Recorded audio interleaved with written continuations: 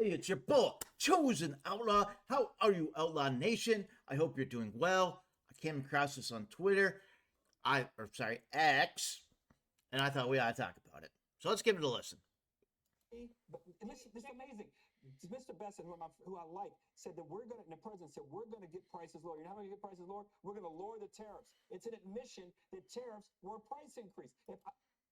Okay, well, I don't know about every situation, but I recently heard the Alberta Prime Minister talk, the Premier, something. Oh, yeah, anyway, and she said that they negotiated to get prices down. In fact, they don't pay tariffs on a lot of things because it's energy.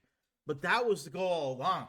The goal wasn't always to keep the tariffs at a high price, it was to negotiate to get prices down. That was the plan all along. It was never not the plan. So, I guess good job, White House. I mean, that was always the plan. Give them high tariffs, and then when they agreed to our stuff, we lower the tariffs. Trump's been out front about that the whole time. And I'm not strongly Republican or strongly Democrat. If anything, I cardinally conservative. But I think that was pretty obvious from the beginning. Go listen to Trump's speeches. I were president of the United States, and I had the party. My party took control in the House and the Senate. I wouldn't be complaining. It's not coffee because we don't make coffee in America. I wouldn't be complaining if I had the House, the Senate, and I was the president about how the guy before me, a year before me. Okay, so let's talk about a couple things. Yes, we should absolutely make coffee in America. Someone should get on that. I don't care who it is. Secondly, every president complains about the former president. Trump did it to Biden, Biden did it to Trump, and so on and so forth. It's common political thing. You do it if you're in Congress. You do it if you're the president, if vice president. They always do that. Democrats will blame the Republicans. Republicans will blame the Democrats. That's political science 101. That's nothing new. And I get that it makes for a fancy talking point, and he uses it to try to get his point across. But I mean, that's pretty common. I think this is a weak argument. And at the end of the day, if we get prices down, that's a win. I don't care how we do it. I don't. So to come on here and be trying to turn a positive that the prices are going down into a negative seems crazy to me.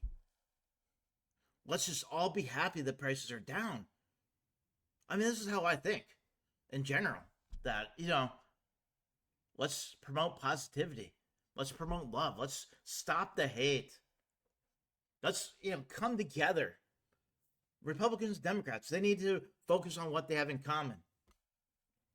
For example, and I use this all the time, the Democrats wanted electric cars. So they went all the way to one direction. Yeah, we're going to mandate electric cars. Blah, blah, blah, blah, blah. You have to have an electric car. And then so that forces the Republicans to go to the other side. And they're like, oh, gas, gas, gas, gas. But the point is, there's a middle ground. Hybrid cars. I have a friend who's very much a gas consumer because we live in an area where electric cars aren't practical. There just aren't chargers everywhere. In fact, the charger that he has in his house is probably the only charger that he has access to for an hour and a half or to 2 hours away. You'd have to travel. So, but he bought this hybrid car because he said, hey, I can save on some gas. And that would be a great idea. And he did. And now he loves the car. Now he's all about hybrids. And that's the kind of common sense things that we should be doing. Not only in politics, but in everything. Let's focus on what we have in common, not what separates us, and let's meet in the middle. And that's your outlaw talk. That's my TED Talk. Have a great day.